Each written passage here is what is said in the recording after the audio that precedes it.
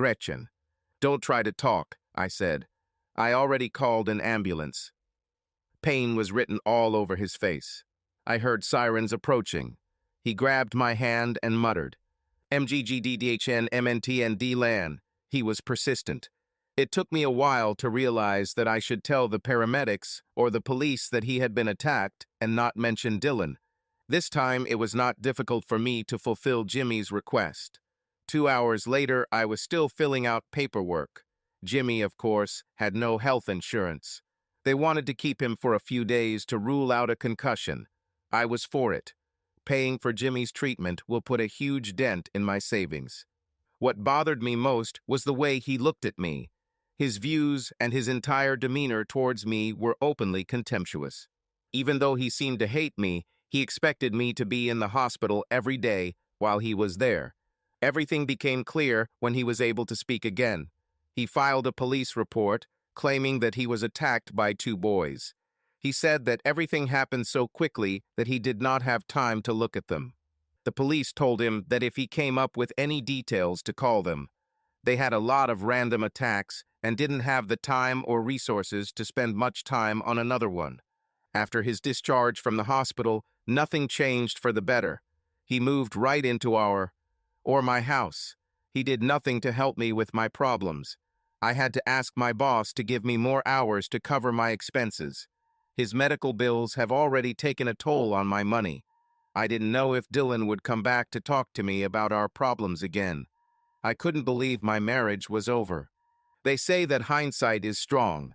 In my case, it was even more acute. My case was a case of greed. I tried to grab more. I had a wonderful man. He was a loving husband and would have made a great father one day. However, I've always had a soft spot for bad guys, and I got one. Now I needed to get rid of him to get my husband back.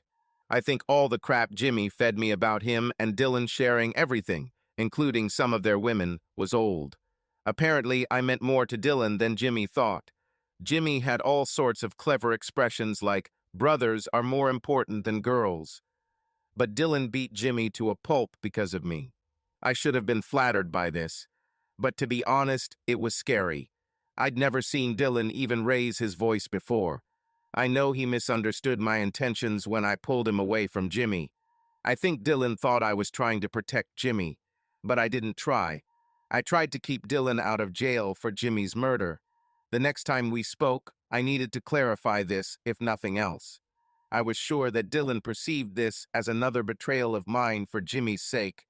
The longer this went on, the deeper she dug a hole.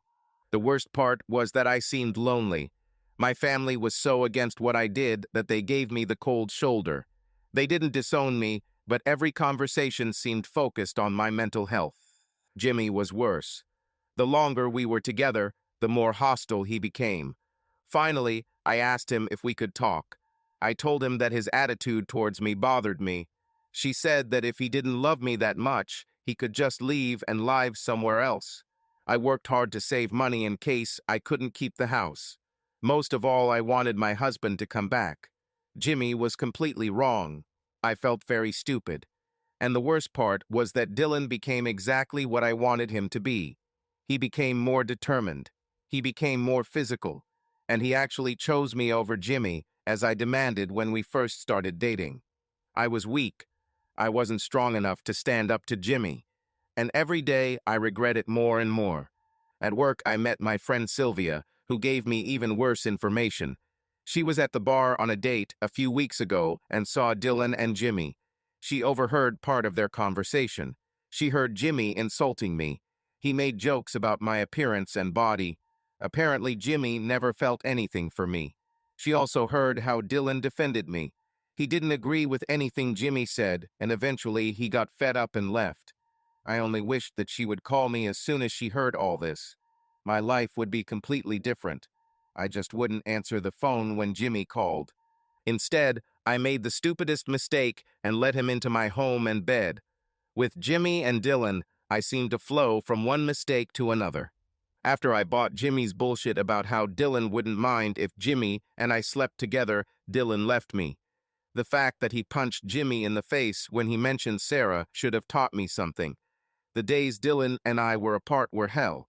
I had to go to him and ask for forgiveness, but I kept letting Jimmy assure me that he knew everything about Dylan and that everything would be okay. Then I let Jimmy talk me into bringing Dylan home so we could talk. When he arrived and saw Jimmy was still there, the pain and resentment he felt intensified. It seemed to him that I had betrayed him again. He beat Jimmy to a pulp and apparently left the state. Now I was stuck with Jimmy, who treated me like he hated me, but refused to leave my house. "I can't leave," he said. "When Dylan comes back, he'll be here." "So we're only together because of Dylan?" I asked, shaking my head. "What else is there between us?" he asked. "I have to admit that I screwed up. Dylan has real feelings for you. Apparently, even among brothers, there is no guarantee of taste. However, we both need each other." "Why do we need each other?" I asked. "I already told you," he said. "Dylan will come back to you one way or another. The way he walked in and saw you was disgusting. He really thinks you're something special. I don't think he's over you yet. I think, and this is hard for me to understand, but I think Dylan loves you. I'm sure he'll come back. And you told me he likes your family. He likes your dad, your mom, and your hot sister, right? They won't let him know they don't want to hear from him. Hell, Dylan still sends birthday cards to my mom and dad and sees them when he gets home. I don't even do that." "So that's why you need me," I said. "Why do you need me?" "Because you need a man by your side and you can't resist me," he said. "You had your perfect little suburban life and gave it up for me at the first opportunity. It wasn't even hard for you. Why did you even marry my brother? I took your panties off in less than 20 minutes. It takes longer than that to bed the bar girl.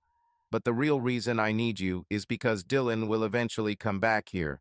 We both hope he comes back to deal with you, but what if he meets someone else and will only come back for the divorce? He was so angry last time that he forgot about the divorce papers, so you and he are still officially married. You owe me for this. I took the beating so you could stay married, but we need to work together if we want this to work. I know him better than anyone on this planet, so if you want my brother back, you need me. Dylan. In the 4 months I've been in Florida, I've tried my best to put the past behind me. I like the local weather. Being able to drive my Mustang year-round is another thing I love. I have a house that is quite close to the beach, with a lot of very friendly neighbors. My new job at the factory here was actually a promotion of sorts. At Michigan, I was part of a team of engineers. We were all pretty good, and no one really stood out. Since all of our skills were roughly equal, decisions were made primarily based on seniority. This meant that at 27 years old and only 5 years out of college, I didn't have much seniority, so I often got bad shifts on the weekends and was often relegated to night shifts. But since my old boss, who was the head of engineering at the old plant, became the plant manager here, he tried to make the plant more efficient, like the plants in Michigan. He transferred everything to the lean manufacturing style. Because I knew what he wanted and had experience in it, I began to rapidly rise through the ranks here. Combine this with the fact that I don't have a wife or family here to distract me, I can easily work on weekends and holidays. Now I just work, eat, sleep, and run. The rest of the time I spend modifying my Mustang. I became deputy manager of the engineering department in just 3 months. The current manager of the engineering department is retiring next year, and I am the obvious candidate to take his place. Who knows how far I can climb here? Personally, nothing personal. Outside of work relationships, I rarely talk to people. I have serious trust issues. Seriously, how can I trust someone when the woman I loved and thought loved me betrayed me with the worst person possible? Jimmy and I were closer than brothers, and he slept with Gret the Rate for no reason other than that he could. Neither of the two people I felt closer to than anyone else on Earth even thought about how much their actions could hurt me. And what's worse is that they didn't even try to hide it. Imagine walking into your own home, thinking of nothing but going to bed with your wife, and then walking in to find your best friend, half naked, watching your TV on the white leather couch that your wife absolutely adored. She wouldn't let you sit down. She always complained about possible stains on this sofa that I paid for.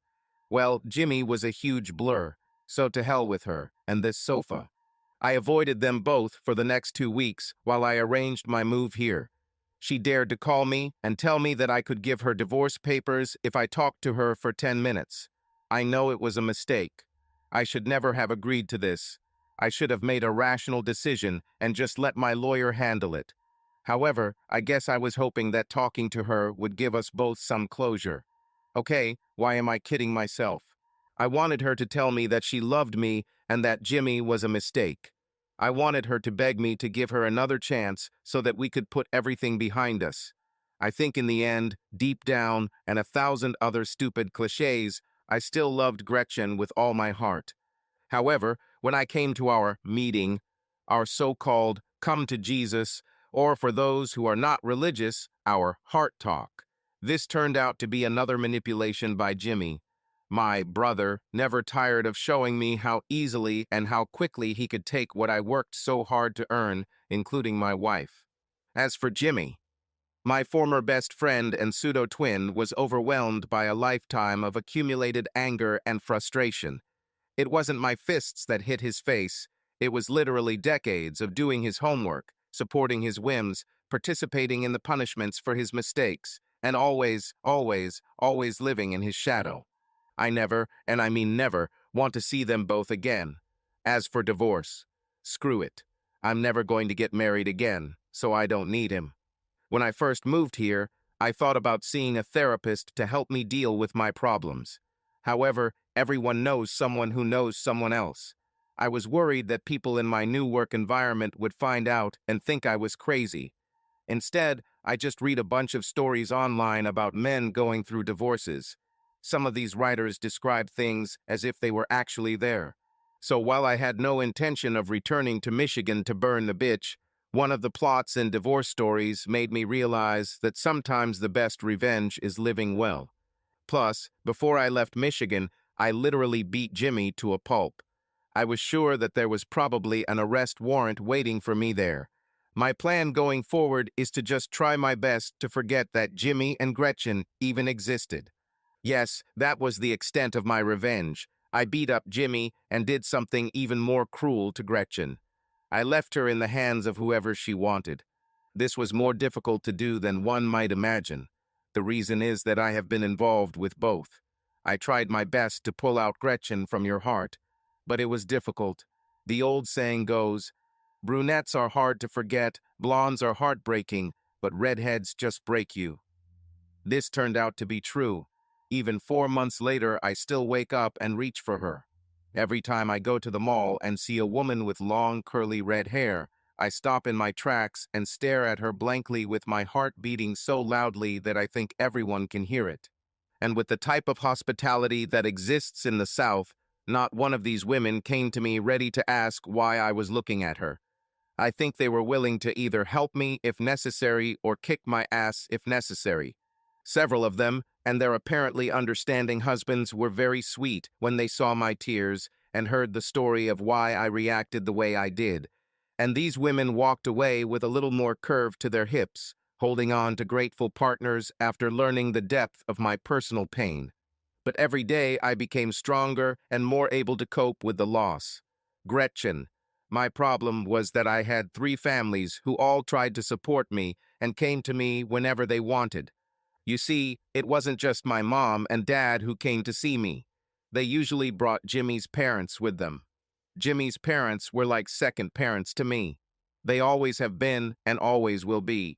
Our parents were also best friends. So when my dad flew over one weekend in the winter to teach me how to golf and stay at my big beach house with me, it was no surprise that he brought his dad Jimmy with him.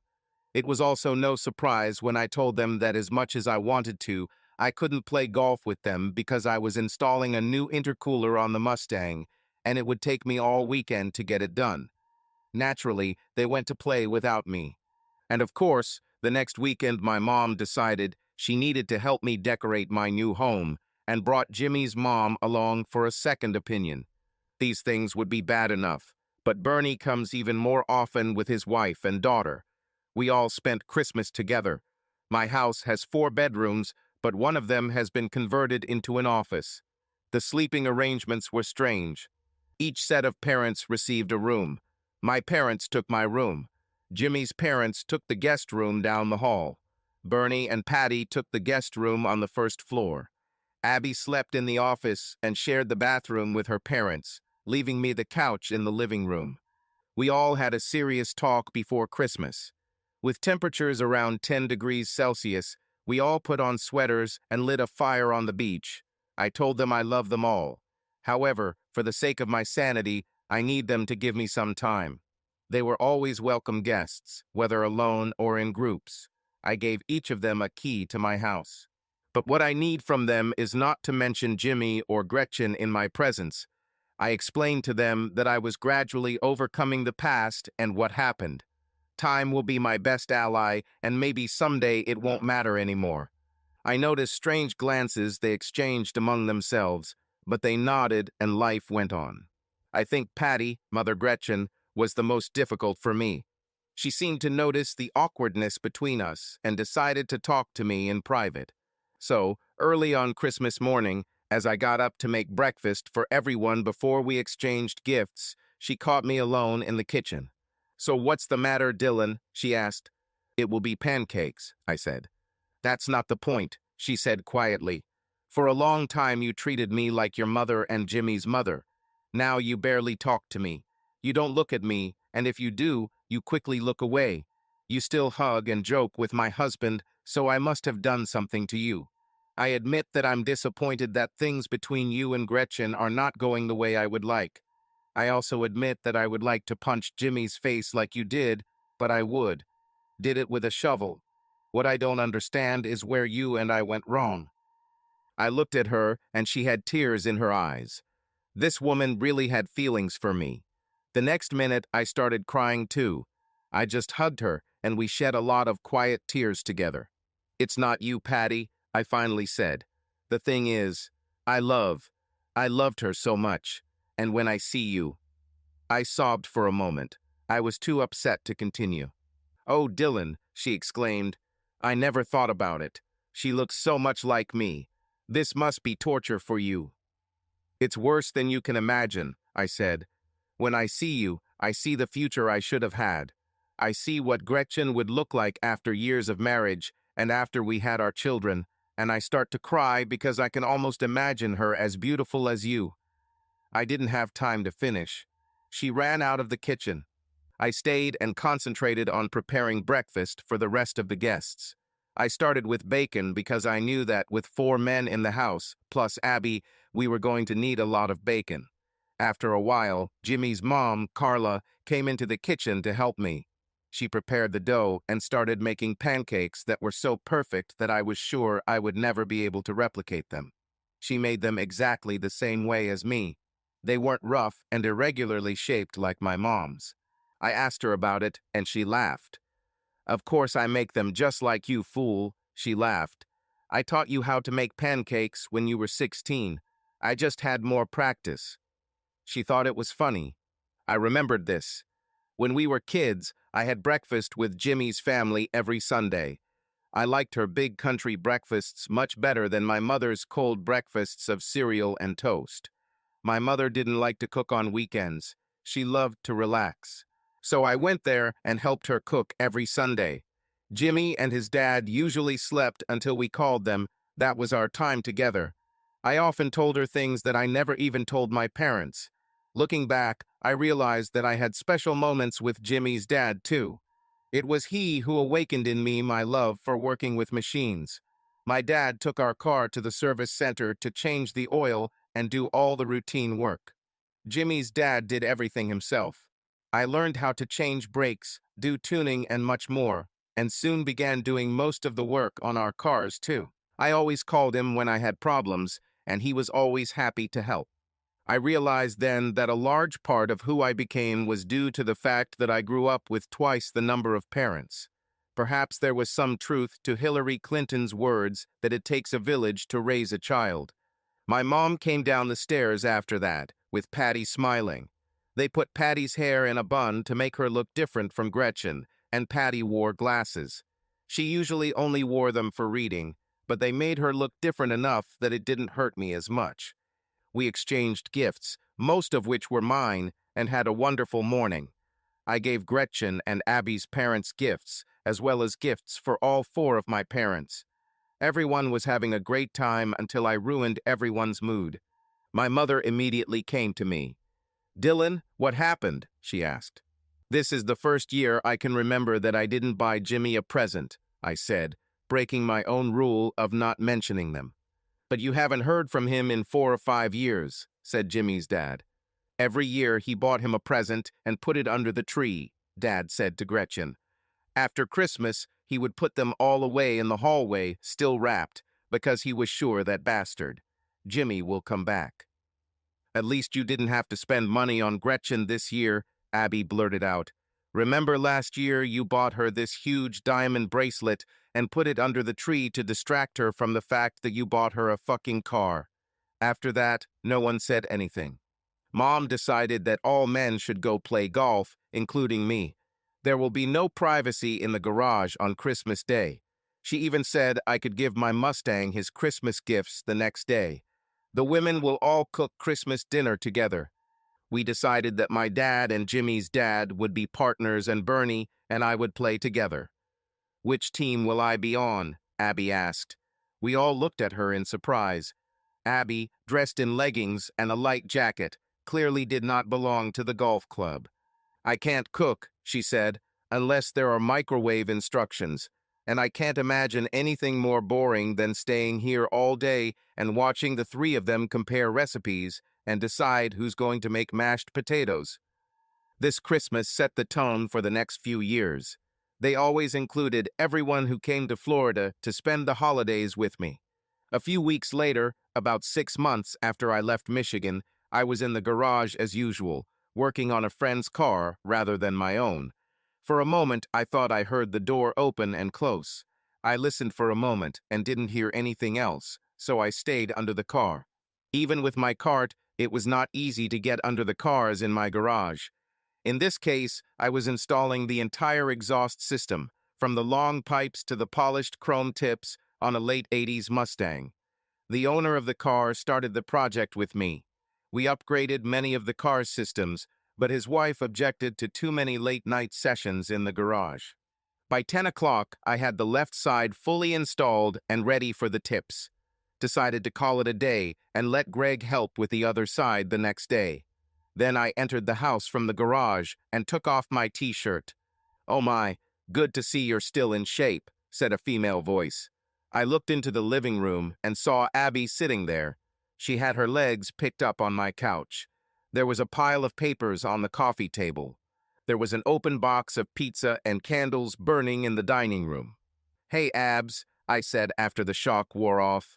"What are you doing here?" "I came to rest," she said. "I have a 3-day weekend for Martin Luther King Day on Monday. I decided to stay at your place Saturday and Sunday and come back on Monday. That's normal, right?" Yes," I said.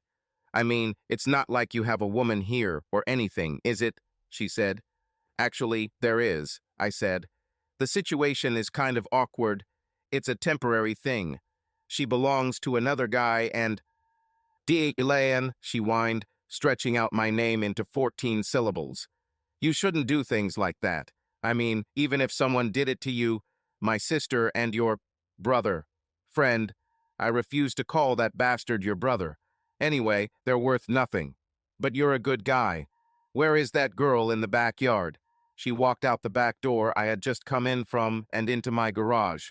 She turned on the light and started laughing. "It's a car, right?" she laughed, pushing me in the side. She walked down one step between the garage and the house level and looked at the car. She was wearing a very short, extremely sheer nightie, and when she leaned over to try to see what was going on under the car, which required her to be lifted onto stands, I saw what was under that silk nightie. Abby either wore a thong or nothing. All I saw was the fleshy hemisphere of her buttocks, and after 5 months without sex, it caused a reaction. As I mentioned, Abby is below Gretchen. Her hair is blonde, not red, and straight, not curly like her sister's. Even though she is as slender as Gretchen, Being shorter makes her appear curvier, and her breasts are several sizes larger. When she straightened up and saw that I was looking at her buttocks, she said nothing. Her lips curled into a smile, and let's just say her headlights turned on. "Dylan, why is everything on this car black?" she asked, trying not to grin. "It's just style," I said. "A lot of people really like that dangerous, predatory look it gives their cars." "Well, it seems stupid to me," she said. "She looks like Darth Vader's Mustang." She took my hand and led me back into the house. We ate pizza and drank beer together. We told each other jokes and talked about our lives. Finally, she relaxed, and we returned to the living room. She kept coming closer to me on the sofa and laughed until I had no room left to retreat to. Then she put her silky arms around me and tried to kiss me. I turned my head away. "Abby, your sister Gret," I said. "So what?" she blurted out. "You and Gretchen broke up." "Abby, this is—" I began. "Dylan, I've loved you for a long time," she said. "We're both adults. I'm 25 years old. I have a successful career as a teacher. I have my own home. I don't live in a dirty little apartment, barely making ends meet, like Gretchen." "What?" I said. "She had all the money from the sale of the house. She also had all the money I left her in the checking and savings accounts. She spent it trying to hold on to that house," Abby said. "She was hoping you'd come back before the bank repossessed it. She lost all your equity in the house, and it really messed up her credit. They moved into a dirty apartment, and she's trying to work as much as possible until Jimmy runs away again, right?" I said. "Well, I don't care. With two working, they should at least pay their rent. I don't want to know about them." "Nonsense," she blurted out. "You should have seen your face when I mentioned her. Dylan, you need to forget about my sister. She hurt you, that's obvious. I'm so tired of being compared to St. Gretchen that I just want to vomit. Do you know what it's like to grow up in the shade? Everything I did was great. If I looked up to her in school or anything else, it didn't matter because she had already done it first. And if I don't reached, everyone thought it was expected because she Gretchen. I had to do everything like Gret. I didn't become a cheerleader because Gret was already captain of our school team. Do you know what I was doing? Gymnastics. I could do tricks that Gretchen had never even dreamed of. However, if I joined the cheerleaders, everyone would only say, Gretchen this, Gretchen that. I came this weekend to help you forget about my stupid sister. You need this weekend as much as I do. You're too fragile, Dylan." "I'm fine, Abby," I said. "Dylan, you should have seen your face when I mentioned her. You're not okay. That's why no one wants to tell you," she said. "Abby, I'm the one who decided I didn't want to hear about them. In fact, I'm getting better every day," I said. "Actually, I thought about it and realized that she had always been Jimmy's girlfriend. I guess it was love at first sight for all of us. I loved her as soon as I saw her. She fell in love with Jimmy the moment she saw him. And just as it's hard for me to forget her, she couldn't forget him.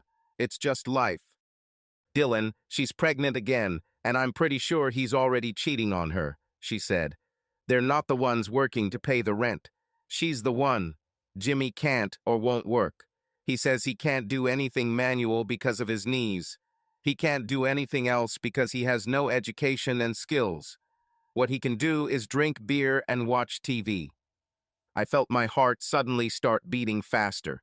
The blood pumped through my veins so hard that I felt like I was inflating like the Hulk. I took a deep breath and didn't explode. "Dylan, say something," Abby said next to me. "I hope they will be very happy," I said. "They have each other, and now they're going to have a baby. Maybe this is how it was meant to be." "Yes," she said sarcastically, "a novel written in hell with the blood and pain of innocence. She gets to live with a bastard who is already cheating on her. Now she is attached to him as a child and hopes that he will not run away again. She, with all her heart and soul, wants you to come back to her. I told that bitch that lightning doesn't strike in the same place twice, and he's stuck with a woman he doesn't respect or love. Damn, he flirts with me every time I visit her. That as soon as she leaves the room, he starts staring at me. They both constantly ask about you. No one, not mom, not dad, me, not even his own parents, will tell either of them anything about where you are. I really feel sorry for this child. He won't stand a chance. Abby, Gretchen is an amazing woman, I said. If anyone could cope with almost single motherhood, it would be her. Don't start that shit, Dylan, she said angrily. My sister is not a saint. She poops like everyone else. Her farts don't smell like roses. And she messes things up all the time. I was surprised by the anger in her voice. Abby, why don't you love Gretchen? I asked. Dylan, look at me, she said. Don't look at me as Gretchen's little sister. I'm much more of a woman than Gray ever was. She took off her nightie, and as I suspected, there was nothing underneath. Her breasts were larger than average, but seemed huge on her petite body. Her waist narrowed and smoothly turned into rounded hips, which Gretchen it never happened. Dylan, is my sister built like this? She asked. I shook my head. I can do things with you and for you that my sister could never dream of, she said. Dylan, did you know that Saint Gretchen wasn't with a man until she was 21 and met Jimmy? Did you know that she always told me that the best sex she had was with you? You are bigger and much better in bed than he is. She asked me to give her some tips to improve your sex life and... What? I asked in surprise. Why she? Why did she ask me? Why did she ask her little sister? She laughed. I told you we're different. Dylan, my sister is terrible in bed. That's why Jimmy cheats on her. She really expects every guy she's been with, all two of them, to think it's an honor to have sex with her. While she lies there like a beautiful inflatable doll. I was stunned.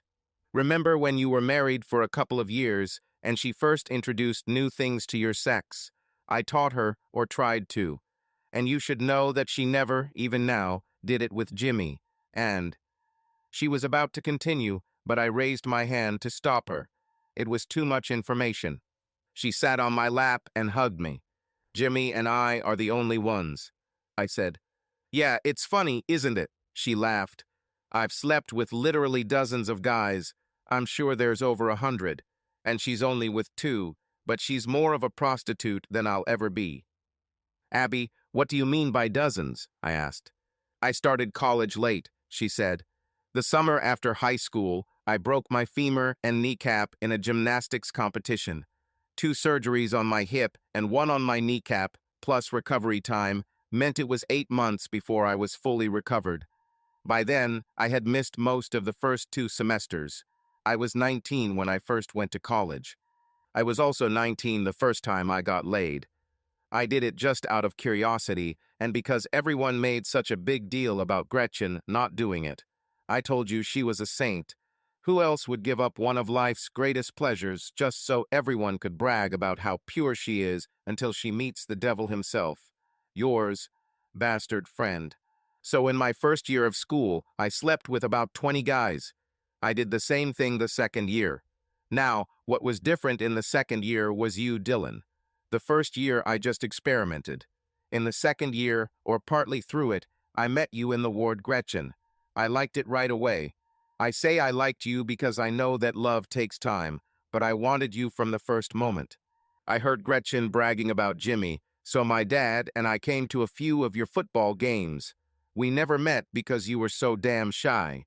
However, neither Dad nor I were very impressed with Jimmy. Getting back to my story, when you walked into the room, I was angry.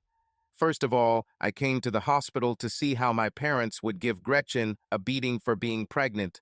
Gretchen talked to me a couple of times about me transferring to your school so we could go on double dates. I hated the idea because whoever St. Gretchen liked had to be as bad as Jimmy. But on that first day in the hospital, your eyes told me a story. I knew that if I got the chance, you and I could be together.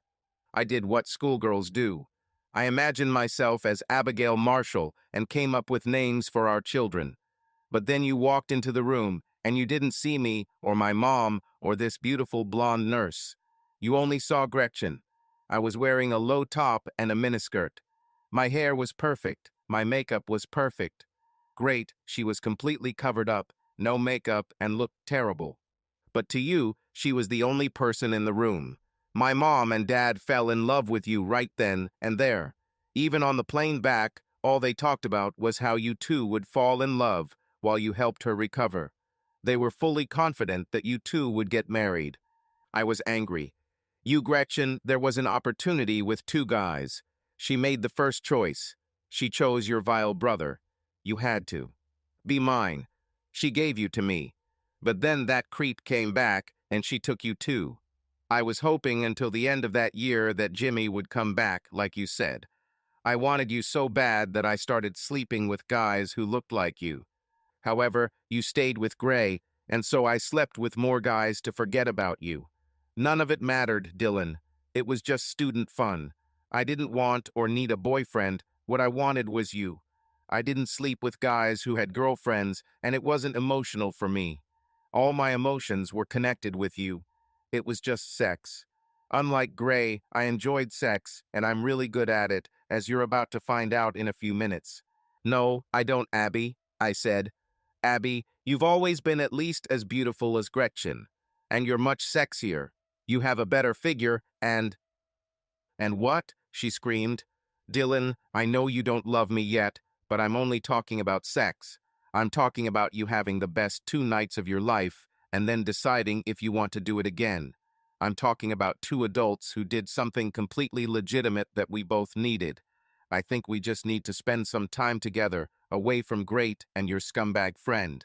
My parents will like it, and you can take the time to decide if you love him.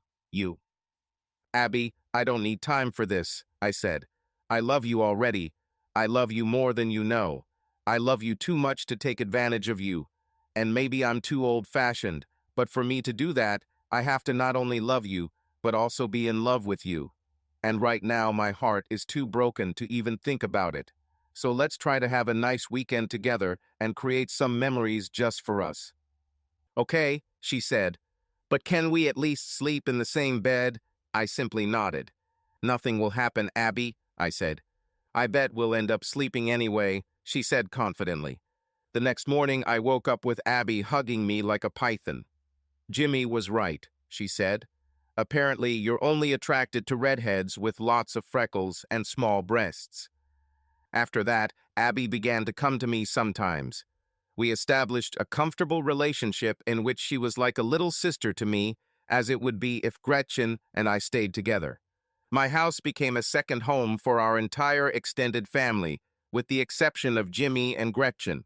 No one ever mentioned them to me until after the birth of my daughter Gretchen. Pedigle, Carla didn't call me the next day. I was driving to Tallahassee to meet with one of the plant suppliers. I didn't have breakfast this morning. I had an upset stomach. The last time I felt this strange feeling was when Jimmy had an accident. I felt like someone important to me was suffering. I had recovered, or they had recovered, and now I was terribly hungry.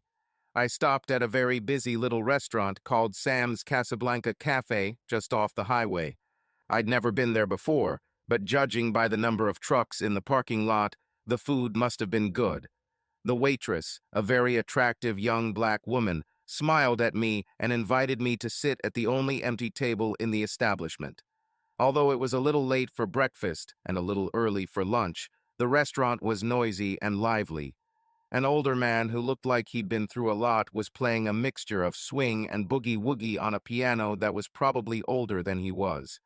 As soon as I sat down, my phone rang. I looked at the screen and saw who it was. Dylan, Gretchen gave birth yesterday, she said. By her stammering as I drowned, I realized that she wanted to talk. Honey, I think you should PR. I interrupted her. Mom, I just can't, I said. Dylan, do you understand? She began again. Yes, I understand who you are, Carla, I said. And I called you Mom because you are as important to me as my mom. Both of you raised both of us. I know that the birth of a child is a special event in the family. It should bring out the best in us and help us solve old problems, but I just can't. I love Jimmy like a brother, but I can't forgive him.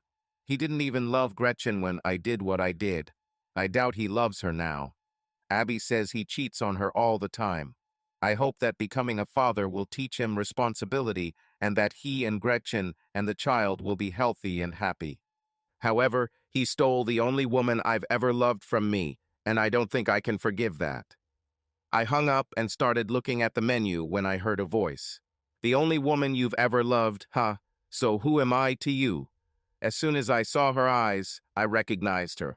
Dylan Marshall, she grinned. Of all the cafes in the world, you walked into mine. As soon as she said my name, the music from the piano in the corner stopped and started again. The boogie tune gave way to another old, out-of-place song as time goes by. Sarah, I exclaimed. Gretchen. Pregnancy should be a magical and romantic time for a couple. Perhaps if I were part of a couple, this would be the case. But a couple involves two people loving each other, and that's not what we have. Jimmy and I are two people connected not by love, but by mutual contempt. The only thing that keeps us together is the hope that the person we both love will one day come back into our lives, and one of us will get a chance at life with him. To this end, I leave this child. Dylan made my first pregnancy a magical experience. At that time, I was so afraid of changes in his body and life that I carried within me. I was most afraid of my child. I was worried about everything the first time. I was worried how my parents would react. So I didn't tell them anything until I lost the baby. I was afraid that Jimmy would never come back into my life, and he didn't come back until it was all over. I was also worried about how my life would be. Would I have finished college? How would my friends look at me? What would I do?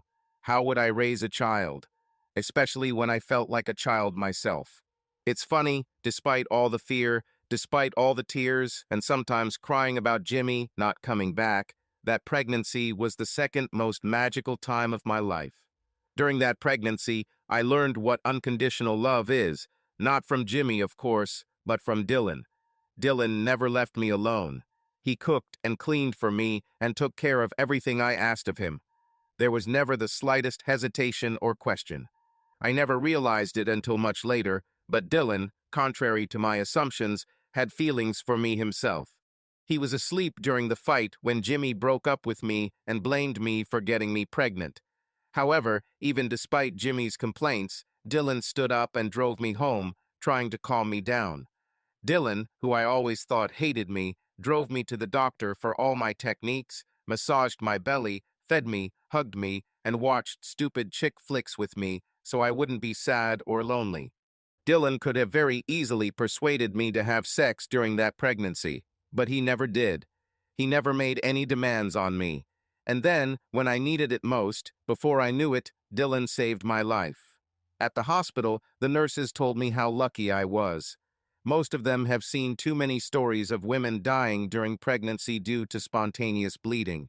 Some vessel within them, some small or not so small vessel, was overloaded with the weight or position of the life growing within them. In some cases, they would move in a certain way, in others it was a matter of time, but that vessel would burst or rupture, and they would bleed to death before anyone could do anything. I'm still here, still breathing and complaining because Dylan woke up from a deep sleep, and, as usual, his only concern was me. He felt my bleeding start and drove me to the hospital. Even my doctor thought it was a miracle. You should have died, he told me, if Dylan had stopped to get dressed or do anything else.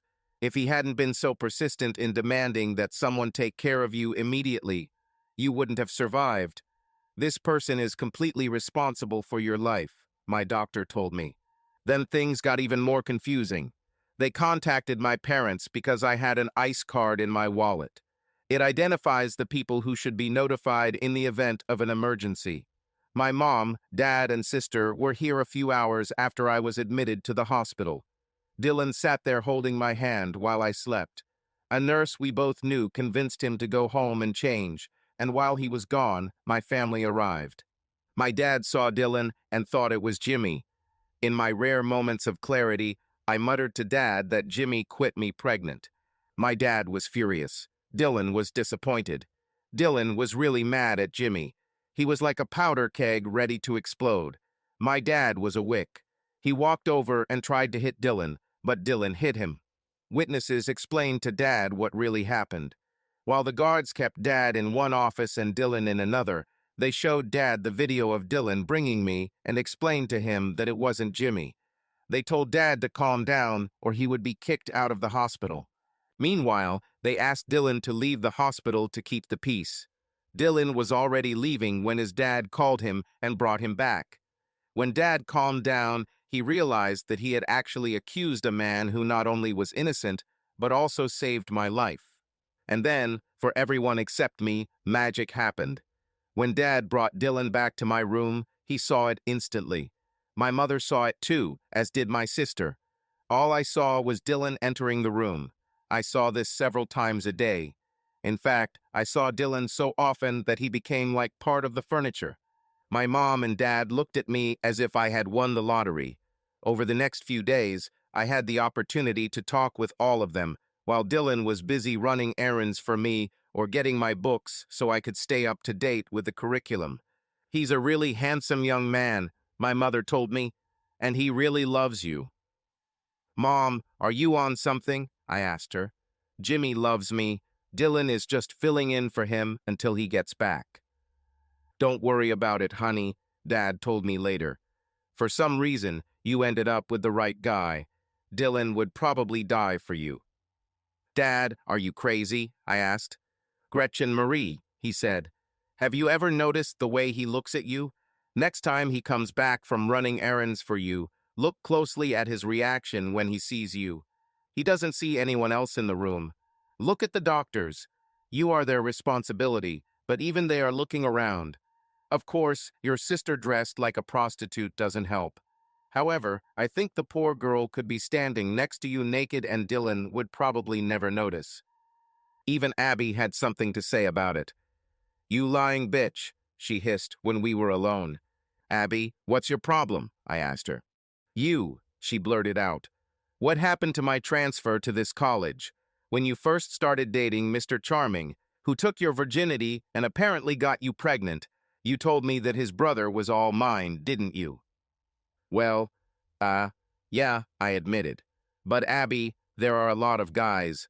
You're always bragging to me about how many guys you've had. And now I need this one. Once I get through this, I'll arrange a meeting for you."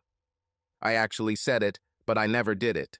Dylan returned a short time later, and I realized that my parents were right. Dylan loved me. But no matter how hard I try, I still see Jimmy in him. However, he was like an unfinished version of Jimmy, lacked boldness and confidence. It took me a few weeks to realize that Dylan had other qualities that more than made up for it. As soon as I was able to return to college, I started hearing different stories, and many of them hurt me. I found out that several of my friends slept with Jimmy. He cheated on me not only after the injury, but from the very beginning of our relationship. He didn't hesitate to sleep with my closest friends.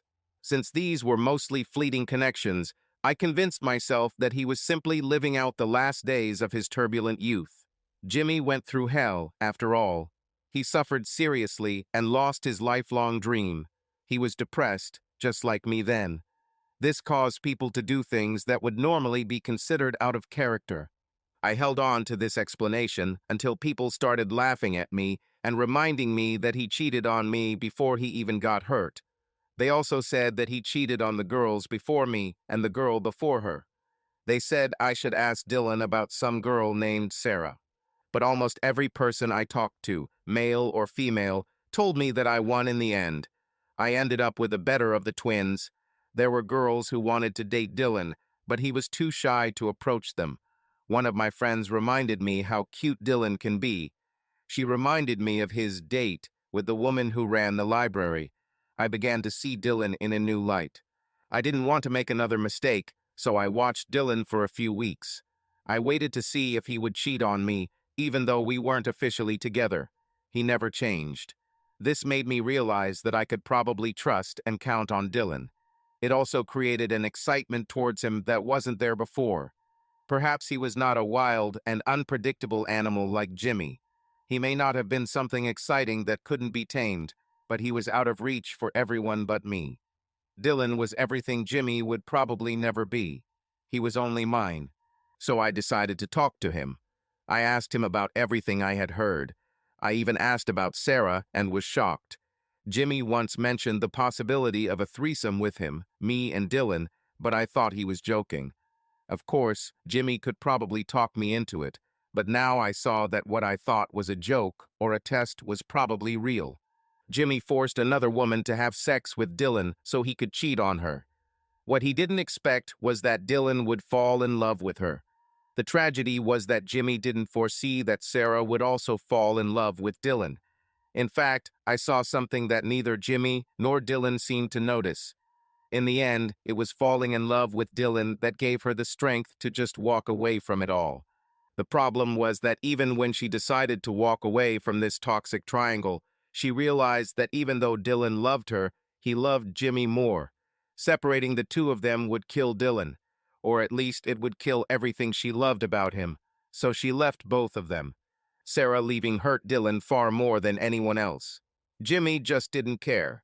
In fact, he continued to laugh about how Dylan worried about Sarah when he met me over a year later. I should actually be grateful to Sarah. It was the pain that Dylan suffered because of Sarah that gave him the strength to stand up to Jimmy because of me. Jimmy intended for them both to leave, but Dylan stood his ground and took care of me from then on. The funny thing about all of this is that I thought Dylan didn't like me when we first met. However, he fell in love with me instantly. But there were two reasons, both related to Jimmy, that made him avoid me.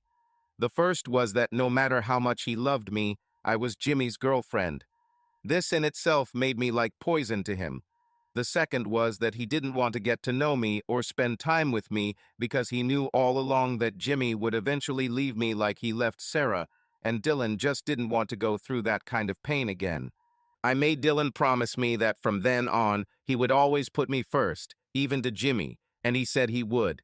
And mostly, Dylan kept his word, but I also knew after talking to Sylvia that Dylan always knew that Jimmy never loved me. Sylvia told me something that echoed what my friends had said in college. Jimmy just wasn't turned on by women like me. In fact, he could have chosen any of many women when he chose me. Jimmy's agent told him that he needed a more pure and modest girl as a permanent girlfriend. Jimmy preferred women with large breasts, thick legs, and large buttocks. Sylvia also told me that Jimmy told Dylan that he hated my freckles and my face. I basically ruined my life for a man who never loved me and never will. What bothered me the most was that, according to Sylvia, Dylan got angry and left the bar. He told Jimmy he would talk to me about letting him stay with us, but not only never mentioned it to me, but he never called Jimmy back. Dylan actually made a decision. Dylan chose me over Jimmy. Dylan knew from the start that Jimmy didn't even like me, let alone love me, but whether it was because he didn't want to make Jimmy look bad or he just wanted to spare my feelings, he never told me. What he told me was how beautiful I was. He said this every day we were together. He said this and how much he loved me so often that I made the worst mistake a woman can make. I began to take it for granted. Dylan was never ashamed of me. Dylan had no pride when it came to me. He loved me unconditionally. Dylan told me how beautiful I was when we were alone or in public. This person even embarrassed other people by asking them or telling them how beautiful I was. My dad even laughed about it. And my mom totally loves Dylan. Dylan often pointed out the similarities between us and told her that he couldn't wait for me to look just like her. Even an old and happily married woman like my mother could be touched by such flattery. The funny thing about all of this, the only thing that makes this some kind of cosmic joke is that Jimmy always tells Dylan the truth. Not every man likes redheads. Most men prefer women who can tan. Freckles are also a big drawback for some men, especially when the woman has as many as I do. However, as my sister put it, some men just love going to Wendy's. Dylan and I have settled into the perfect life. It was the best time I can remember, and Dylan ruined it all. No, I didn't mean Jimmy ruined it. I mean, that's what Dylan did. Dylan gave me everything I wanted. Like I said, he filled my head with how beautiful and sexy I was, and how much he loved me. So I started to believe that I deserved it all. I see now that Dylan worked tirelessly to make me happy. All along, I thought Jimmy and Dylan were two very similar men, but in reality, Dylan was much more complex than I ever gave him credit for. At the plant, Dylan was dynamic and decisive. At home with me, he was loving and gentle and always gave in to me. He loved me so much that I really considered him some kind of henpecked man. What I just didn't understand was that Dylan was only like that with those he loved. And underneath all that love was a man as strong and dominant as Jimmy. This first showed up when he hit Jimmy for mentioning Sarah after he returned home and somehow found out what happened between Jimmy and me. I had to go to him and talk honestly about everything. Instead, I let Jimmy trick me into tricking Dylan, and we lost everything. Jimmy and Dylan lost each other. I lost the most wonderful time of my life and the person who truly loved me. Dylan took such good care of me when I was pregnant the first time. He did this even though the child was not his. Jimmy had absolutely no interest in our child. He leaves almost every night and comes home smelling of women's perfume, cigarettes, and alcohol. One of our biggest fights was when I asked him about our attitude or lack thereof. "Why do you have to leave every night?" I screamed. "And you flirt with women I even know. Why can't you just stay home?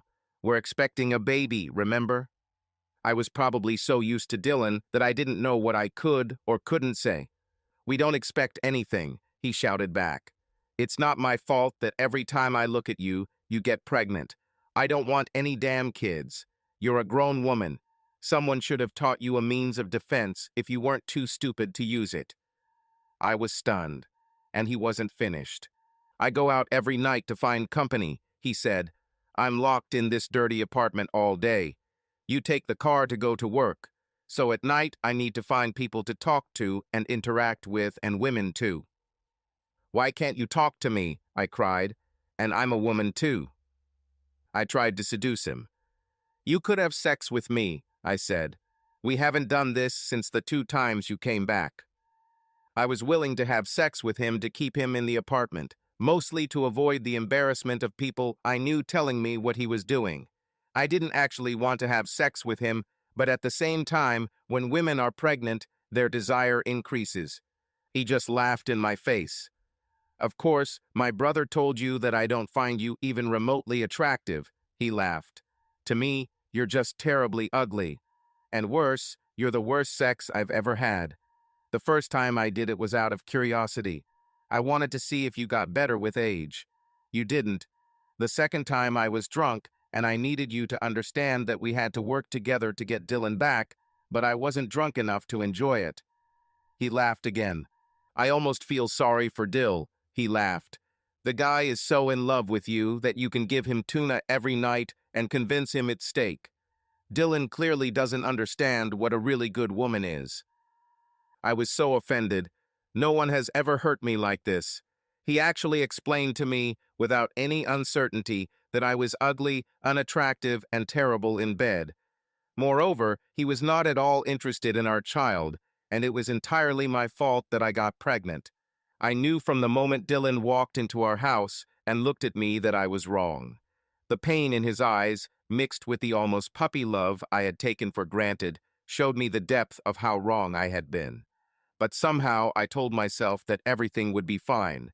I told myself it was like when a doctor tells you that an injection won't hurt, only for you to give him your hand, and he gives you medicine to cure you. But just like doctors, they lie. I was wrong. Jimmy was a real monster. Dylan was right not to tell me about him. We had to move on with our lives and forget about him. Then I saw the real differences between them. They were like 2 sides of the same coin. Dylan was kind to everyone and only decisive when necessary. Jimmy treated everyone like crap and was only nice to Dylan. He didn't even call his parents. I needed to take revenge on him then. I needed to take a stand like Dylan did. Maybe he would respect that. "You're probably not enjoying sex with me because you've noticed that I don't react much," I said. "Yeah, you're dead sex," he chuckled. "I guess it's not your fault," I said. "Maybe when Dylan gets back, you can take some lessons from him." I didn't even see him do it. I was just stunned. He hit me. I vaguely remember him standing over me and saying something to me. "See what you made me do," he said. "Get up and get some sleep. I'm going out to calm down. You need to learn to keep your mouth shut. I'm not Dylan. I won't put up with that kind of crap." The next day, we didn't talk at all. He never apologized because in the end, it was my fault. I was still in shock. When my sister came to see me, she said I needed to call the police. I told her we were both just upset about Dylan. She burst into tears. She told me something that gave me hope and something that made me angry to the core. She told how all the families gathered together in Dylan's beautiful new home. She also told me that he asked them all to never tell him anything about Jimmy or me. He didn't want to know anything about us. It made me feel like I was going through all this for nothing. She then told me about trying to seduce Dylan and failing. She told me that she told him I was pregnant and that she thought she couldn't get Dylan to have sex with her because deep down in his heart Dylan still loved me. It also clarified something I had long suspected. I saw my mom a week ago and she had her hair in a bun. She had never done this before. Abby explained to me that she started doing this because at Christmas Dylan felt so uncomfortable looking at her because she reminded him so much of me. It hurt to smile because of my bruise, but I smiled anyway because I knew it was only a matter of time before Dylan came back for me. Now that he knew I was pregnant and knew how Jimmy felt about me, Dylan would never leave me with Jimmy. I also knew my sister. She'll give up trying to sleep with Dylan for a while, but she'll try again. And she'll also tell Dylan about Jimmy hitting me. Over the next few months, the situation between Jimmy and I only got worse. He even went so far as to flirt with my sister in front of me. My father tried to arrest him, but I refused to file a report. I think Jimmy and I both knew that when the time of final reckoning came, all three of us had to be present. Almost 9 months after Jimmy came back into my life, I gave birth to a baby girl. I called her Pettigal in honor of my mother and sister. I just knew that Dylan would come, if only to see the baby. I was ready to tell him everything and leave with him right there. I would just take my child and get on a plane to go to where he now lived. I would leave everything else for him. But Dylan never came. Another strange thing is that Jimmy never came either. He never came to the hospital. My mom and dad came. My sister has arrived. Jimmy's mom came along with his dad. His dad returned home, but surprisingly, Jimmy's mom stayed and actually called Dylan's mom. The two looked at me as if they had something very important to say. I figured they wanted to apologize for Dylan not showing up. You don't have to. Please don't say anything, I told them. I already know. They both nodded. But we'll talk to him, Dylan's mother said. This left me with hope. I never realized that we were talking about completely different things. I thought they thought Dylan should have been here and apologized to me for not coming. I assumed then that someone had broken Dylan's rules and told him about my child. However, they were upset for a completely different reason. They thought I knew immediately what they found when I entered the room. I thought they knew how bad I was and knew that, no matter what, Dylan and I should be together. We both made mistakes, me more than him, but in order for anyone to be happy, Dylan and I had to act like adults and get back together. I knew from Abby that Dylan didn't fall for her trick and wasn't seeing anyone. He still loved me. He was just too damn stubborn and too hurt to go back. I also knew it was time for me to grow up. I have to stop thinking of myself as some kind of fairy tale princess. That was another thing I developed through Dylan. I had to realize that, with the exception of Dylan's heart, I was just an ordinary woman. I still had bills and responsibilities, and one of the things I had to deal with was the time to let go of the bullshit. I'll give Dylan's mother some time to bring him to his senses, but after that I will go to him myself. I'll make him talk to me whether he wants to or not. But no matter how things turn out, I don't need Jimmy anymore. It was clear that he was wrong, that we needed each other to get Dylan back. Both he and the mothers were also mistaken in believing that nothing would come between them. Apparently, I got between them and Dylan beat Jimmy up because of me. He never looked back. I heard that he still loved and missed me, but I never heard him even ask about Jimmy. Our partnership has come to an end. Jimmy, by not showing up for the birth of his child, burned all his bridges. It was as if he had abandoned me again. I don't know what I expected. I hoped he had a good reason for never coming to the hospital. The hospital and my insurance company only allowed a healthy mother and baby to stay in the hospital for 2 or 3 days after giving birth. I wanted to start doing everything myself, so I told my family that Abby would drive me home from the hospital and that we would have a party later to celebrate the birth of my baby. In fact, my return home was not what I expected.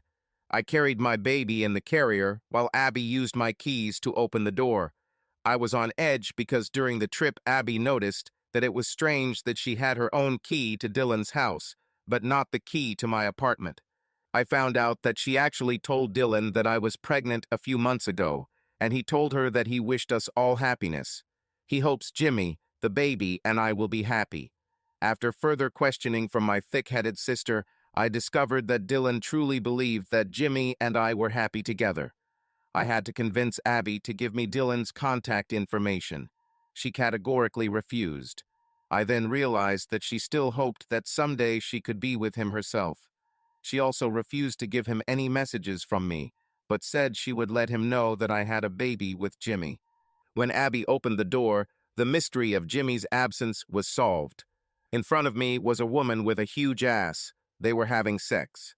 "Damn, I thought it was the pizza boy," he spat. I left the door open so he could come in and enjoy himself. Another surprise was the lack of shock on my sister's face. "Jimmy, you and your friend need to leave my apartment," I said. "I thought this was your place," she suddenly said. Finally, I was able to see her face and was surprised. The woman was much older than I expected. Long blonde hair framed and almost covered her face, hiding many wrinkles and folds. However, when she stood up, I noticed how toned and shaped her body was. Her breasts were so big that they were visible even from behind. Her butt was so round and stuck out so far that I could hardly believe it. But looking at her face, she had to be my mother's age. She calmly put on her clothes while I stood holding my baby. She reached over to the table and picked up Jimmy's wallet. She pulled out several bills. "Hey, I never said anything about paying for this," Jimmy shouted. "I'm a dancer, not a woman of easy virtue," she said. "If you paid for it, it would cost you a lot more. But you promised me a place to stay until the paint in my apartment fades. This is for my motel room," and she left. "I thought women stayed in the hospital for a week after giving birth," he said, looking at me. "I was going to pick you up on Friday." What did Dylan say about the baby? I just left him standing there. I later found out that Jimmy also crashed and abandoned my car while I was in the hospital. I reported it stolen, and my insurance company investigated. They found out that I was in the hospital giving birth to my baby the day of the accident, so they paid out my insurance. They took into account depreciation and age of the car, so they paid me enough to buy a used Chrysler minivan. It was a terrible car considering my Cadillac was only 3 years old. I also found out that Jimmy cleaned out my bank account. I had to borrow money from my mother to pay this month's rent. The relationship between Jimmy and me was getting worse. He was angry that my apartment was a 2-room apartment, and he had to sleep on the couch because I turned the other room into a nursery. He was angry that I stopped giving him money and wouldn't let him drive my car anymore. He was also angry that I refused to beg my parents or sister to contact Dylan. "He should be over this by now," he spat. "It's not like you're some goddamn prize." "Maybe he's afraid to come back because the next time he kicks your ass, he might end up in jail," I said. "He probably has a great career like a real man and doesn't have to live off a woman." "He has hit me. I'm a real man," he spat. "And Dylan didn't beat me. He took me by surprise." I shook my head. "You fought twice," I laughed. "You didn't even have time to strike." I woke up to loud knocking on the door and my baby crying. I slowly got up and opened the door, then trudged over to check on the baby. "Darling, sit down," said my neighbor Natasha. Tasha, as I called her, was a nurse at the same hospital where I worked. She was an older black woman, built like an ATV, 4 feet tall and 4 feet wide. She had the kindest heart of anyone I knew, except Dylan. She entered the room, swaying, and took Patigale from the crib. She continued rocking her when there was another knock on the door. It was the police. my other neighbor called them. As usual, I didn't write a statement, and the officers just shook their heads, thinking that I was just another stupid woman who liked to be beaten. Although I didn't file a report, they noted another in a long series of domestic calls at my address. I just didn't want to be seen as a victim. The next day, my father came and tried to persuade me to return home to him and my mother. I told them I could handle it and that I needed to grow up and deal with things on my own. I swear to God, the next time he lays a hand on you, I'll call Dylan to kick his ass, my father said. Is Dylan back here? I squeezed out in surprise. No, honey, he said. But I needed money to lend him, so I took it out of my pension fund instead of taking out a loan. So he came here to meet my banker. So Dylan is no better than Jimmy, I grinned. He also likes to take other people's money. I thought he had a great job and everything. Fuck them both. Gretchen, I never thought you were stupid, he said. I always thought you just made bad decisions. I had to beg Dylan to give him the money. He finally opens his own auto repair shop. I'm doing this as an investment. I think he'll make a lot of money. His father and even Jimmy's father are in it with us.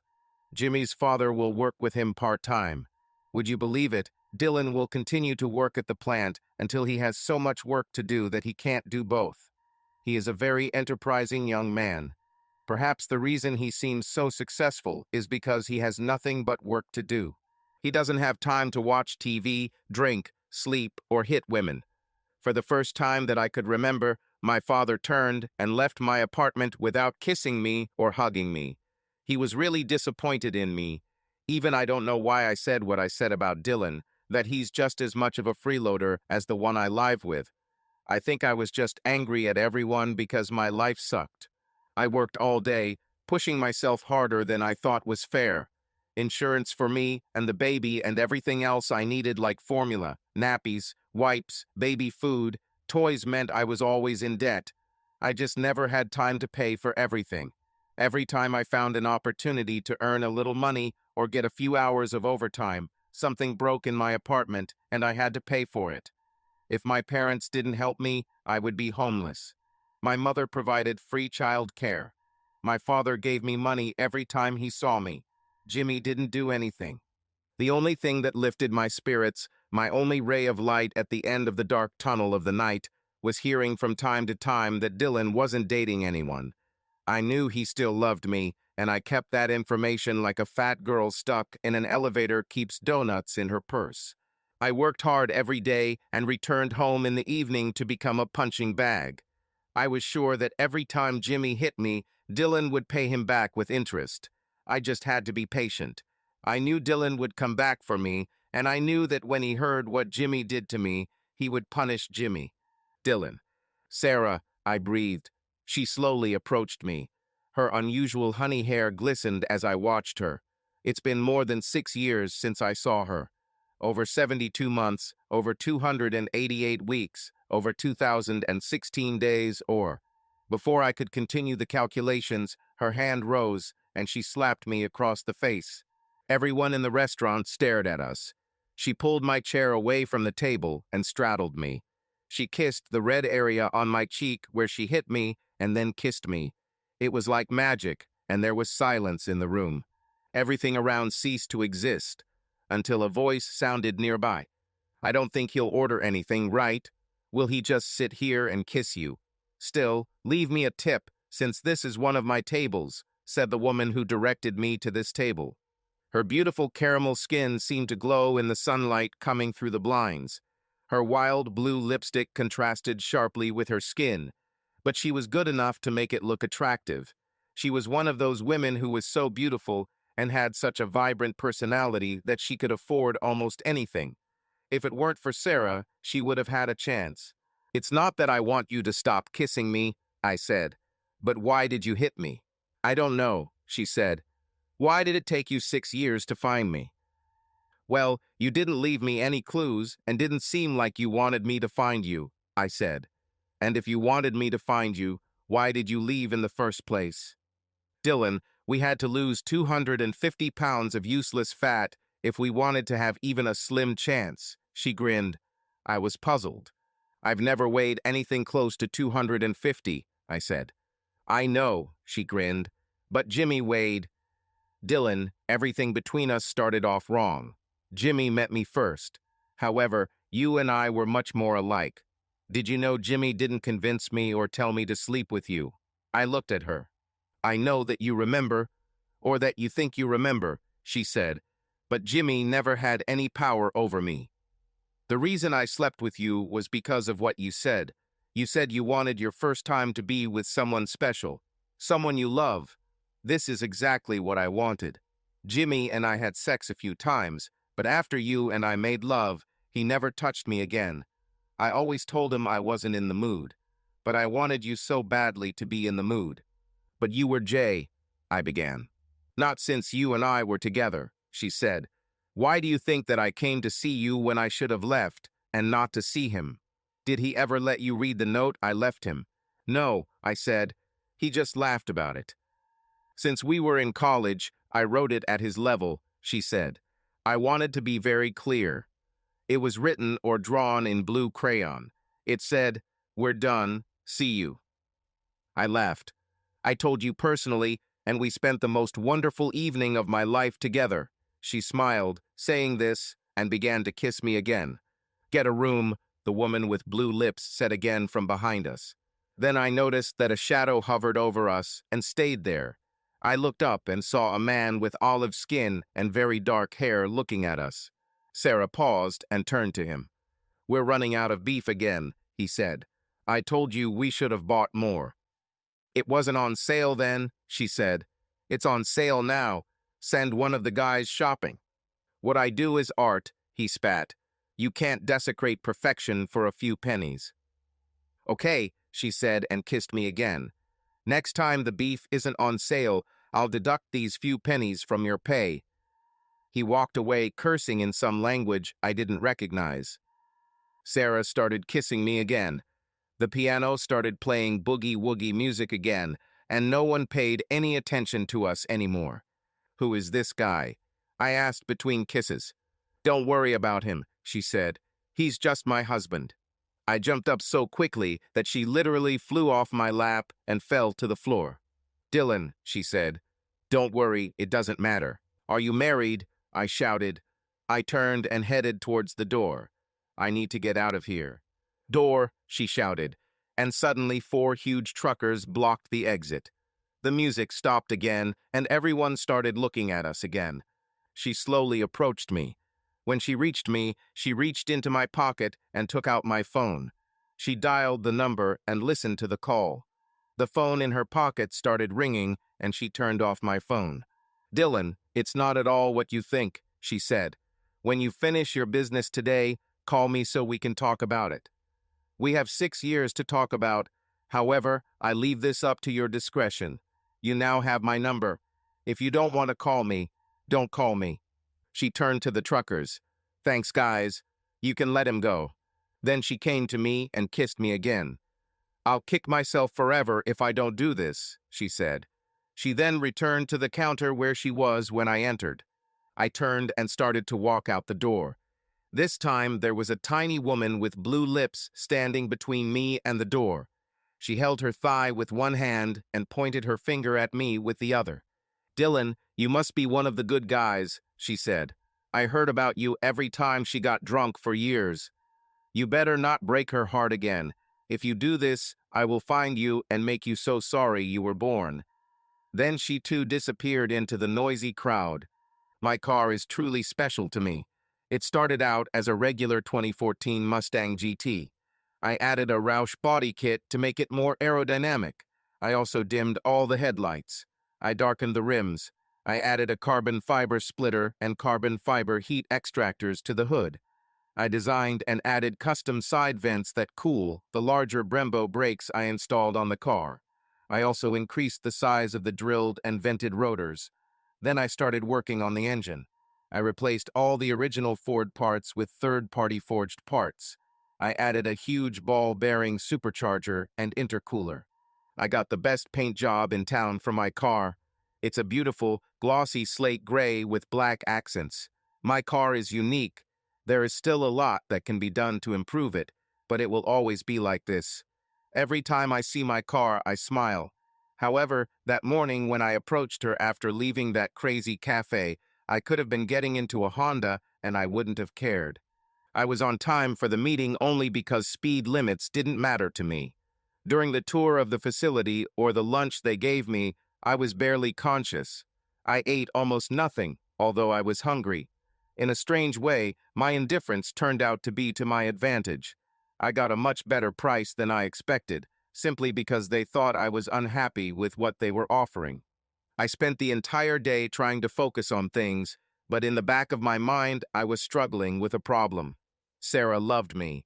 All this time I couldn't forget her, only to find out that she also has feelings for me.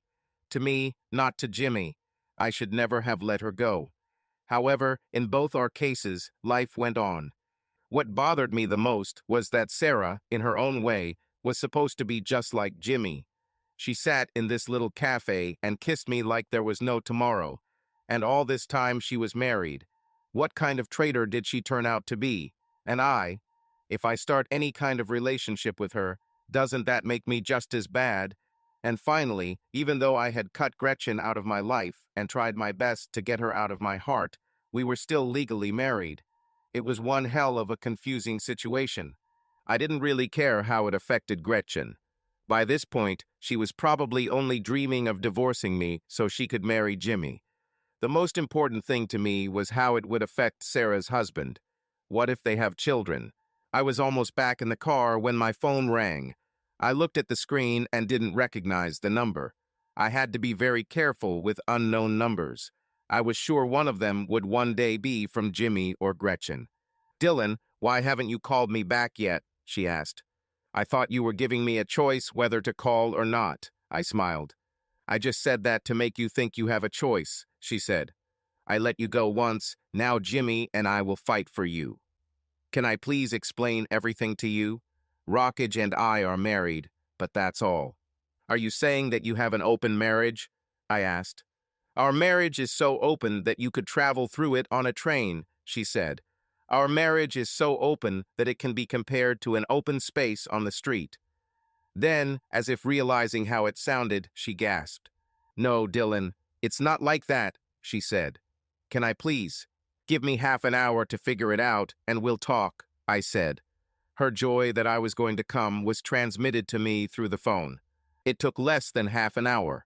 As soon as I parked in front of the cafe, Sarah got out. She had a large basket, as if she was preparing for a picnic.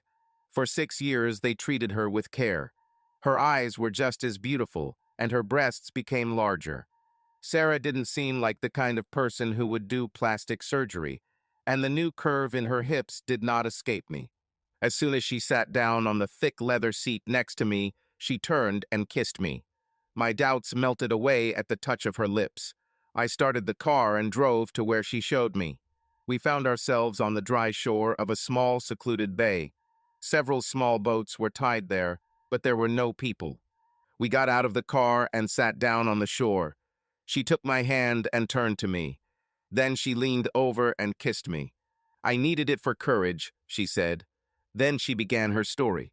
"Dylan, let me start from the beginning," she said. "Jimmy was my first boyfriend after school. I was a year younger than you two. You were both 19, I was 18. Jimmy had the gift of eloquence, and he was my first. He and I did this a couple of times, and then something special happened. I met you. Dylan, Jimmy was my first boyfriend out of high school, but you were my first and only love. Jimmy had sex with me, but what you and I did was something completely different. I could have left Jimmy or broken up with him weeks before I did. I heard from friends that he was cheating on me and experimenting. He slept with the dirtiest girls on campus. The only reason I didn't break up with him was because I couldn't lose you. Jimmy thought he had you to keep me busy.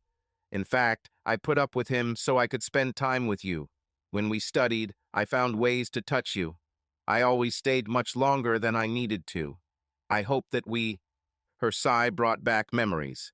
"I was sure that I couldn't take you away from him," she continued, "but I knew that we both felt the same way about each other." So when my uncle called and said my mom had been in an accident and my dad needed me, I left. I was sure that I could find you, or you would find me. It just took you too long. Meanwhile, life went on. My mother never recovered, and my father died shortly after. Meanwhile, my uncle, who was even older than my father, needed help running the cafe. He had a heart attack a couple of years ago, and now the place and its strange characters are all mine. Rockage, my husband, that's another story. He's the best cook I've ever met. He was from Pakistan and came here on a work visa. When his visa expired before he could become a citizen, I had a problem, so I married him so that he could stay in the country. Our original agreement was that after he became a citizen or stayed here long enough to get a divorce, we would separate. That date came and went, but we never went through the divorce process. He got his citizenship, and I think his presence is helpful because he keeps the guys away. You should know that our marriage is only nominal.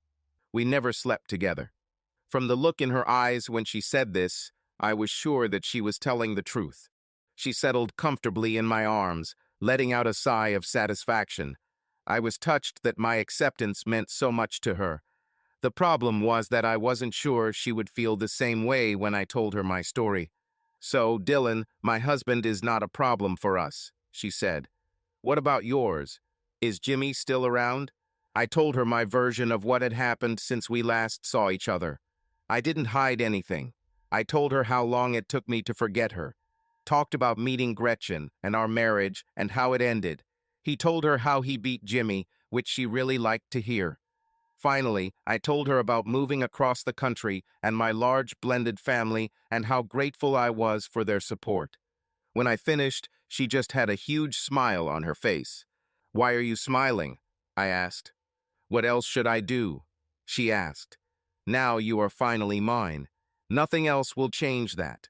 No crazy brothers, no ex-wives with bad boy complexes and low self-esteem. We're finally together. And we were together. From that moment on, not even C4 could separate us. We were in no hurry to return to the bedroom, but it was worth it. Our speed seemed fast to everyone around us, but to us it was glacial. For example, it took almost 3 months from the first time I walked into the cafe before Sarah moved into our house with me. However, we were both ready for it on the first night. My relationship with Sarah was on a completely different level than it ever was with Gretchen. My marriage to Gretchen was based on the fact that I loved her with all my heart and soul, and she allowed me to. Sarah responded to every bit of my love for her and returned it in equal measure. A big development in our relationship began with Father Jimmy, the second of my 3 father figures. During one of our holidays, when the whole family was together, I was so busy working on other people's cars that he asked Sarah why she was letting me do this. She told him I love it so much that she supports it with all her heart. He said that I should do this to earn money. Within a week, I had a business plan and started looking for locations. I did my research to determine how much startup capital I needed. A few weeks later, when the whole family was back together, Sarah told Jimmy's father that I was acting on his idea. She beamed with pride as she told them what I had done so far. After dinner, Father Jimmy invited me to my office to talk. Before he began, my father also entered the room, followed by Bernie, Gretchen's father. Between the money the 3 of them offered me and my own savings, plus a loan from my retirement plan, I had the money I needed for startup expenses without going to the bank. Although none of them wanted it, I decided to pay them interest on the money they lent me. This way, I could achieve my dream without putting their retirement savings at risk. We were all happy with this agreement. Life went on, and by the end of our first year together, I simply could not imagine life without Sarah.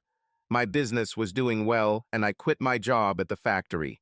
I had 3 technicians working with me, and I even considered doing emergency repairs for large trucks, since I was getting a lot of clients from Sarah's trucker friends.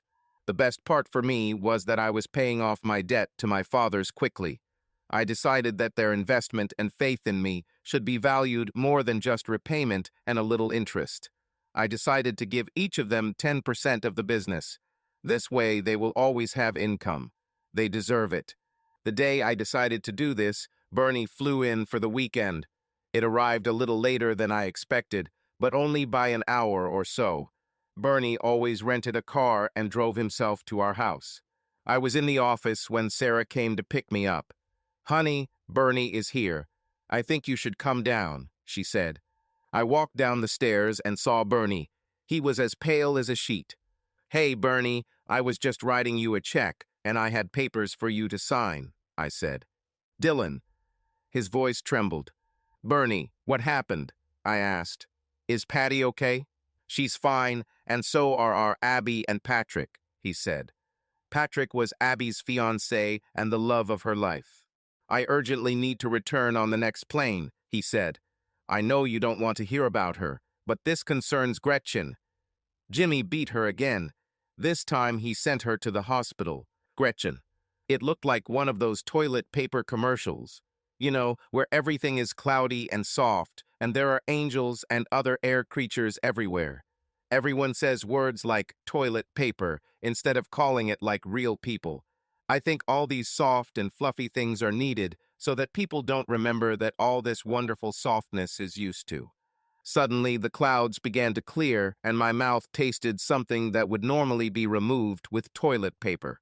My lips did not want to obey mental commands. There seemed to be a lag between the time I thought about speaking and the words actually coming out. "Where is my child?" I wheezed. I think my ears were still working because her words came out so clearly. "Here she is," said my mother. I felt a hint of concern in her voice. I tried to open my eyes, but only one eye opened. The other seemed glued together. Through the fog, I saw the concern on my mother's face, and as if I had gained telepathic powers from the beatings, I knew what that look on her face meant. Of course, her new Sarah Palin glasses and trendy hairstyle told me I was right. My mother was either going to visit my husband, yes, I still had the right to call him that, or had just returned from him. "This would never have happened to you if you had stayed with Dylan." I knew that was exactly what she was thinking at that moment. Does she think I don't know this? Does she really think that I haven't cursed myself for my stupidity every day since he left me? Why does everyone have to point out the obvious as if I'm too stupid to understand it? Crap. I went to college. I am not stupid. I just have a blind spot when it comes to a certain type of man. But now I'm cured. I swear to God. Oh, God help me, I will never again look at a man with even the slightest character problem. Most of all, I would like people to stop thinking that I'm stupid or that I can't see the forest for the trees. Let them just understand that we are all different, and that at any moment any person, regardless of the level of intelligence, can succumb to his personal weakness. Overweight women can't resist cake. Rich women can't resist ugly, expensive shoes, and I'm sure Dylan has a garage full of Mustangs right now. I fell for Jimmy's bullshit again, and it cost me dearly. I'm paying for my mistake, so please all the well-meaning people in my family stop pointing this out to me. Last year was terrible. It was full of hell. Jimmy and I are locked in a mutual hatred of each other, hoping that the one person who can free us from our relative purgatory will return. He blames me. I blame him, and we hate each other more every day. The two things we argue about the most are, of course, Dylan and our daughter. During the time that we were together, you can't call us together. He doesn't even try to have sex with me when he's drunk. Either way, the facts have gotten a little confusing for poor Jimmy over the past year. That bastard now blames me for betraying Dylan. He now claims that I was the one who seduced him into doing what we did. He places all the blame for what happened on me. "You deceived me," he shouted at me. "I just need to go and find Dylan." "I wish you would go away," I replied, "especially the part about leaving." "As soon as your parents tell us where he is, I will," he said. "You could ask your parents," I said, "but you haven't spoken to them in years." "Why? Are you afraid to see the disappointment on their faces?" "Maybe I should ask your hot sister," he smirked. "This is a real woman. She has such a hot ass. Of course, I might have to have sex with her to get her to tell me where he is. It's funny, isn't it? Your own sister goes to Dylan's house all the time. I'm sure they have a lot of sex. Hey, your sister will be the third girl we both have had." He laughed. Then I laughed even louder. He looked at me, not understanding what I was laughing at. "You're almost right," I laughed.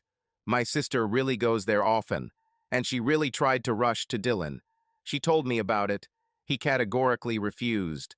She thinks he had two reasons. The first is that he loves her like his own little sister, and did not want to spoil the relationship between them with such a mistake. The second is that she is sure that he still loves me." I laughed again. "But the funny thing is that my sister recently met someone and is engaged. She's really in love with a man who loves her back, so you don't stand a chance. But even if she was free, she wouldn't sleep with you. So you got the facts a little mixed up. Dylan wouldn't sleep with Abby. Abby wouldn't sleep with you." I laughed again. He became more and more irritated. "And what will you have when I leave?" he asked. "He left you too. I don't know what he even saw in you. When Dylan and I get back together, you'll just be an unpleasant memory." "So now you can admit it, huh?" I asked. "You finally realize that without Dylan you're worthless. He has guided you through your entire life. You are nothing. And he has already started that business that you always talked about. He did it without you. He finally realized that you were just holding him back." After that, I woke up in the hospital. Even Jimmy couldn't seem to harm his own child. He called 911 and then called my neighbor to keep an eye on Patigale. He could ignore and hate her, but he never harmed her. He called my mother and asked her to pick him up Patigale. He then left before the ambulance arrived, as police sometimes responded to domestic calls. I remained conscious long enough to talk to my mother and endure her accusing glances. Then I fell asleep again, either from the throbbing pain in my head or from the unpleasant cocktail of drugs in the Roman 4 that was attached to my wrist. They kept waking me up and checking my eyes. I think they suspected a concussion and didn't want me to sleep too deeply. Over the next few days, I had a visitor or visitors, each with a different agenda or approach. My father wanted me to talk to the police and put Jimmy in jail. My mom wanted me to try marriage counseling. My sister's visit was interesting. "I think you endure all this and live in this hell because of guilt," she said. "You think that if you punish yourself long enough, Dylan will come back and say enough is enough. Gretchen, what you did to him was terrible. You hurt him badly. However, he has already experienced this. He's happy again. He has this whole car business, so you can stop punishing yourself." Hearing that he was happy made me happy. This meant that it was now only a matter of time before he decided to come home, if not for me, then for Jimmy. However, the visit that most impacted my life was from Jimmy's mother. As usual, Dylan's mother was with her. "Why are you doing this?" she asked. "Dylan earns money by the handful." "And what does this mean for me?" I asked. "It means you don't have to go through this alone," Dylan's mom said. "I'll be fine," I said. "We know you're strong," Jimmy's mom said. "But we are worried about our granddaughter," Dylan's mother said. I knew that two mothers, like their sons, shared everything, but raising my daughter together was new to me. But then everything was strange. Sometimes it felt like Dylan took my family away from us, leaving me with Jimmy. "She doesn't understand," Dylan's mother said. "I told you she didn't understand." "Give her the book," Jimmy's mother said. Dylan's mom handed me an old, tattered photo album.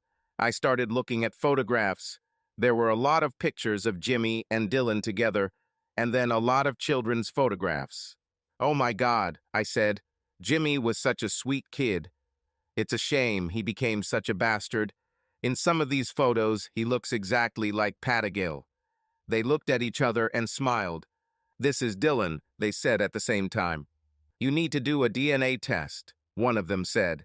"It won't be pretty, and you'll need proof," said another. The rapid beating of my heart only confirmed what the photographs showed.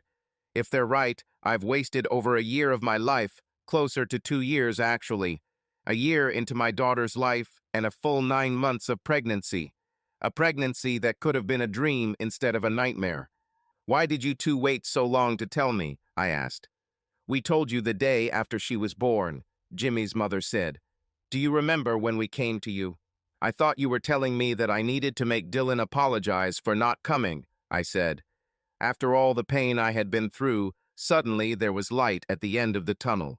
The next day, when my mother brought Patagale to me, I asked one of the laboratory technicians to give her a smear.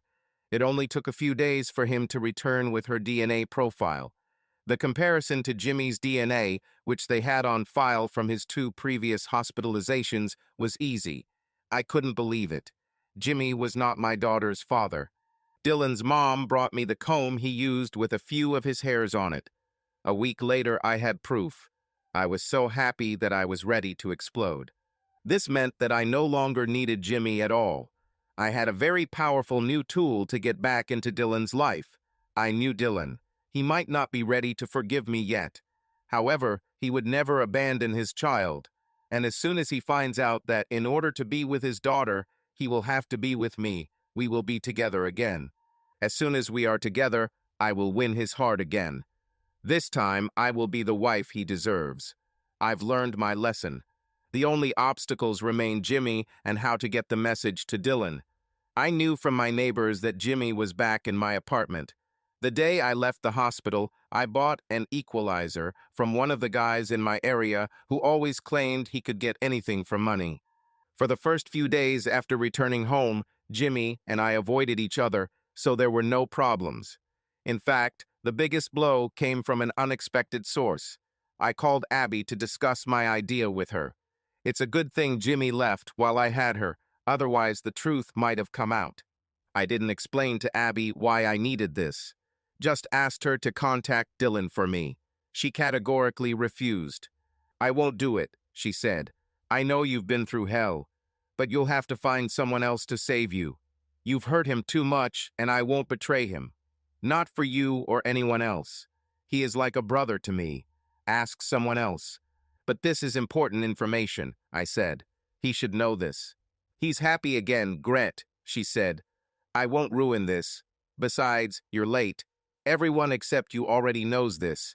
He found someone else. Her words hit me like a cannonball. My life was truly ruined. I ruined everything, and there was no way to fix it. I could only blame myself. I also blamed everyone who hid from me that he continued to live, and I really blamed the mothers. They should have made me do something on my daughter's birthday instead of leaving vague hints. I sat thinking about it for a long time after Abby left. I was a bad mother that evening. The next day, when I returned to work, it was even worse. Jimmy tried to start a conversation, even apologized in his own way. However, I didn't give in. Finally, it dawned on me. My plan will still work. I was sure that, faced with a choice between some woman and his child, he would choose Patagale. I just had to put him in that situation. I decided to go through the weakest link in his protective wall. My mother will tell me, not because she didn't love Dylan, but because she loved me too. But even she refused to give him a message. However, she gave me Dylan's home number. I called and left him a message. Said I needed to see him or talk to him because I had important information he needed to know. I gave him a number where he could find me. I sat by the phone, waiting for his call. 3 hours later, the phone rang. It wasn't Dylan. There was a woman on the line. She asked me, and I said I was unavailable but could pass on a message. She asked me to tell Gretchen that Sarah called. As soon as I heard her name, a chill ran through my veins. I knew who she was. She was Dylan's first love, his first everything. Sarah, like me, was forced to choose between them and turned out to be much stronger than me. If she was with Dylan, I didn't stand a chance. I hung up the phone with a bang. I turned around when I heard laughter. Jimmy stood behind me. Tried to get around me. He laughed. Now look at who's the loser. All I have to do is call Sarah. She won't be able to refuse me. Just like you couldn't. I quickly deleted the message. He won't be able to call without knowing the number. I went to my room and just started crying. I looked at myself in the mirror and realized that Jimmy was right. I looked terrible. The woman Dylan fell in love with is gone. Time and too many bad experiences have changed me. There are too many wrinkles on my face and too many folds. Only my expression was no longer the open and friendly expression of the young woman I once was. Plus, my pale skin looked yellowish and unhealthy. I looked more like my mother's sister than her daughter. I just gave up. I'm tired of fighting, tired of losing, tired of living. I went to work because I needed money, but even my colleagues noticed that I was just performing duties without a soul. I was depressed. I think I knew how Dylan felt that night when he came to talk. I remembered the song he was playing when his car pulled up. That Mustang always had a great sound system. The song was called Crying in the Rain. I wanted to cry then too, but it was sunny outside. The biggest shock for me came when I stayed at home for several days. I was too depressed to go to work. I opened the door and saw a beautiful blonde in front of me. She was wearing a business suit with a skirt and was chewing gum. "Are you Gretchen?" she asked. "Yes," I said without energy. "Let me guess, you're a bailiff, right?" "No," she said. "I'm Sarah. Dylan didn't receive your message. I came here to figure it out myself. I won't let you hurt him again." She opened her suitcase and took out a pile of papers. "What do I need to do for you to divorce him?" "I have 3 or 4 ways we can do this. 1, you've already hurt him enough. You could sign the papers out of the kindness of your heart, or I can give you a ton of money to sign." "Forget it," I said. She looked at me and tilted her head. She then took off her beautiful, stylish high heels. "What are you doing?" I asked. "I tried to be kind to you," she said. "She even offered money. So now I'm going to kick your ass." "Wait a minute," I said. "Do you love him that much?" She just nodded and looked at me fiercely. "I went through hell," I began. "It looks like you really passed," she said. "Maybe it's time for me to just pass it on to the next one," I said. "Honey, you got it all wrong," she said. "I'm not next. I'm original. You were just someone who took my place until we connected again." "Look at this," I said. I showed her the results of the DNA test. Then she explained them. For the first time since I saw her, she hesitated.